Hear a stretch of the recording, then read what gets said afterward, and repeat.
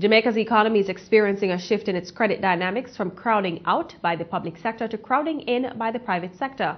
This according to Governor of the Bank of Jamaica, Brian Winter, who explains that in previous years, the Jamaican government's appetite for domestic borrowing was crowding out private sector investments.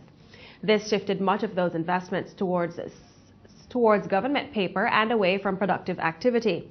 In contrast, the recent combination of increasing private sector credit and sharply falling government borrowing represents a long overdue correction and demonstrates the positive crowding in the effect of economic reform program.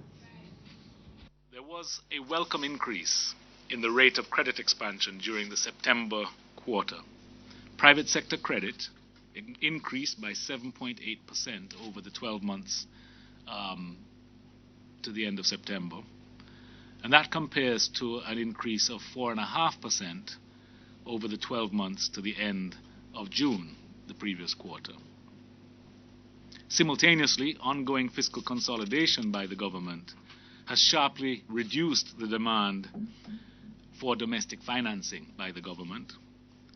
Domestic financing for the government for the September quarter declined by almost 70% relative to the same period in 2014, and cumulatively has hardly changed since the beginning of the agreement with the IMF.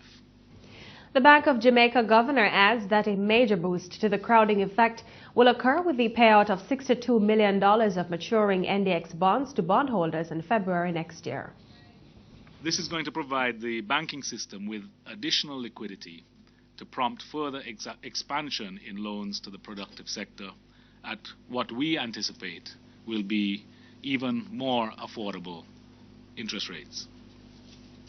Lending rates, in particular mortgage rates and rates on installment credit, have already been declining.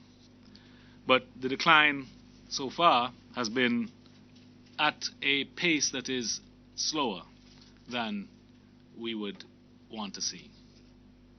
You will recall that during the quarter, the bank reduced the rate on its 30-day certificate of deposit, that is the signal rate, to 5.25% from 5.5%, following which the bank reduced the spread on its lending facilities by 75 basis points relative to the rate on the 30-day certificate of deposit. What that meant in total is that the central bank lending rates to banks in the system, deposit-taking institutions, fell by a full 1 percentage point.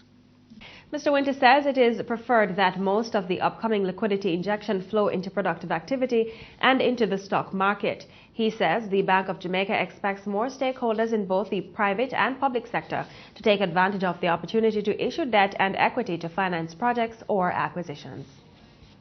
This liquidity injection will also fuel greater consumption and we hope this will happen.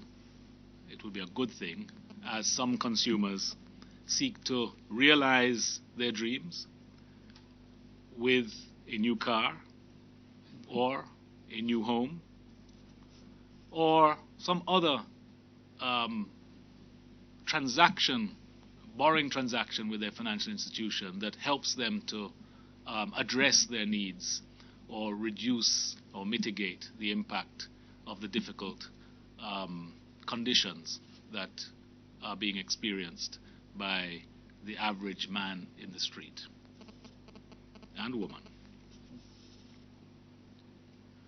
But also, some of these flows may go into building up foreign exchange positions as some stakeholders out there fall prey to alarmism or just a degree of anxiety about a potential devaluation further of the Jamaican dollar.